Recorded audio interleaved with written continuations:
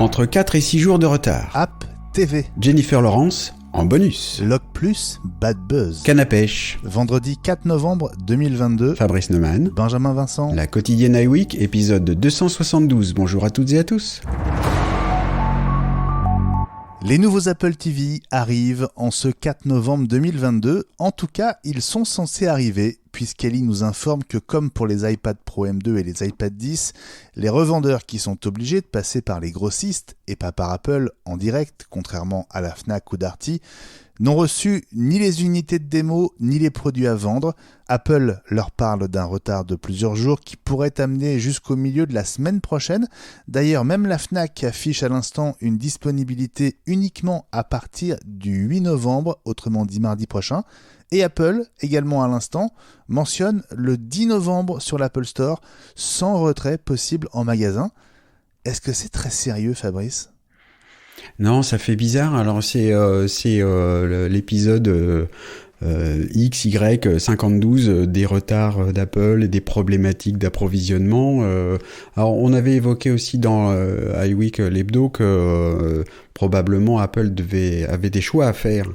En fonction de l'importance des produits. Je pense qu'on peut aisément parier sur le fait que l'Apple TV, même si nous particulièrement on l'aime beaucoup, c'est pas le produit le plus important pour Apple, et que si jamais il y a des composants qui sont communs à l'Apple TV et à d'autres produits, on va les prendre de l'Apple TV pour les mettre ailleurs. Donc vu les difficultés de production rencontrées par Apple et qui semblent ne pas aller en s'améliorant bientôt, malheureusement, je pense qu'on va avoir une petite pénurie d'Apple TV. Espérons pour Eli que ça ne dure pas trop. Apple TV toujours, Fabrice, mais cette fois App TV, avec une évolution de l'interface attendue dans tvOS 16.2, une évolution pas forcément bienvenue. Oui, alors l'évolution, c'est que pour ceux qui ont un Apple TV justement ou qui utilisent l'application, lorsqu'on est on l'utilise, on a une bande avec ce qu'on est en train de regarder et qui nous dit tiens voilà le prochain épisode de telle série, le film que vous avez commencé, voilà, donc ce qui est vraiment lié à ce qu'on est en train de regarder pour ne pas rater la suite. Et là il semblerait que dans 16.2 en tout cas la bêta ce soit remplacé par vous aimerez peut-être aussi. En gros, des choses comme ça qui qui pointent du doigt vers d'autres choses qu'on pourrait regarder, même si on n'a pas fini une saison en cours ou un film qu'on est en train de regarder.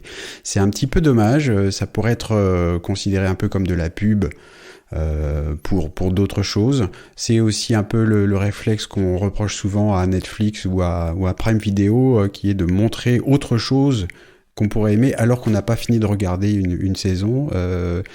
C'est dommage, c'est là encore on aimait bien justement dans l'application et dans l'Apple TV elle-même que c'était douillet justement, on savait qu'on pouvait y retourner et qu'on n'allait pas manquer ce qu'on voulait regarder.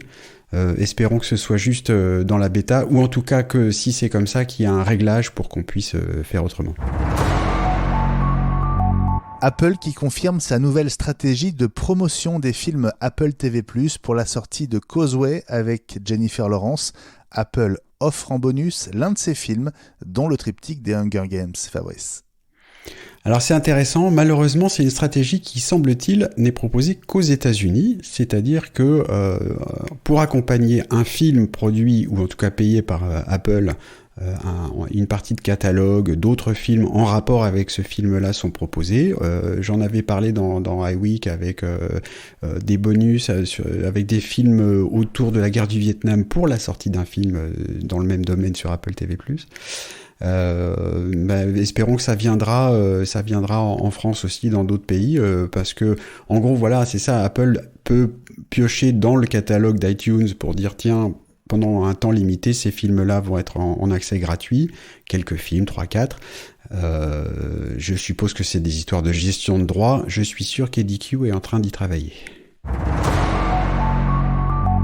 Rien à voir avec Matter, notre sujet d'hier jeudi, et pourtant il s'agit d'une serrure connectée compatible Apple HomeKey, la Log Plus de chez Level, vendue $329 quand même sur l'Apple Store. Level, un fabricant obligé de se défendre et de prouver la qualité de son produit après la publication d'une vidéo sur YouTube par le compte Lockpicking Lawyer, plus de 4 millions d'abonnés, vidéo dans laquelle la voix off réussit à crocheter la serrure connectée de 2 manières différentes et en quelques secondes. Fabrice, déjà plus de 700 000 vues en 4 jours et un bad buzz immédiat pour Level. Alors c'est intéressant, mais il faut quand même séparer deux choses importantes, la partie mécanique et la partie connectée de la serrure. Ce compte YouTube est vraiment intéressant parce qu'il montre que une serrure ou un cadenas, quel qu'il soit, en général procure une sécurité toute relative. Et il vend lui-même son propre kit pour essayer d'ouvrir les serrures, etc. Il apprend comment faire. Donc là, ce qui est remis en cause, c'est la partie mécanique, c'est pas la partie connectée. Mais c'est un vrai bad buzz. Cela dit, je suis pas sûr que les autres serrures résistent mieux que ça. Bon, il faut aller voir la vidéo. C'est quand même très frappant de voir que la serrure, de deux manières différentes, en gros, je schématise à peine, il la secoue un peu, elle s'ouvre. C'est quand même terrible. Donc payer une serrure, c'est ça le problème, c'est quand on paye une serrure 15 € et que tout le monde peut l'ouvrir, on sait bien, c'est pas grave. Quand on la paye plus de 300, c'est quand même un peu plus grave. Je serais pas étonné qu'elle soit retirée de l'Apple Store quand même, parce que du coup, là, il y a un vrai problème.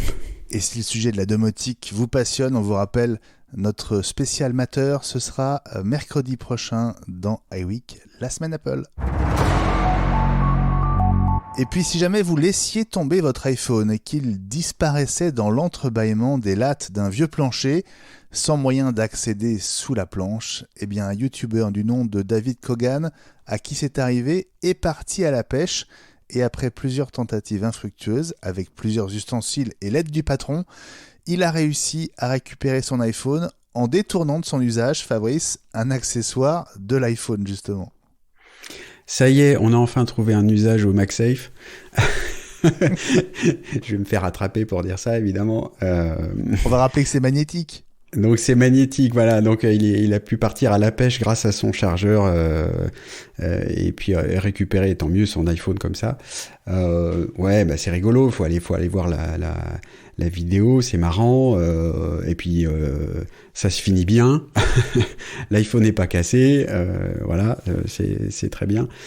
Bon, pour revenir sur ma petite phrase, je rappelle quand même que le MagSafe Duo en question, c'est un accessoire qui coûte, je sais plus, 130 €, qui est moyennement compatible avec l'iPhone 14 alors que le chargeur est sorti quelques mois auparavant. Donc ça, c'est un petit peu dommage. Voilà. Mais en tout cas, pour avoir une bonne nouvelle pour le week-end, allez donc voir ça dès maintenant. La quotidienne iWeek Reviens lundi.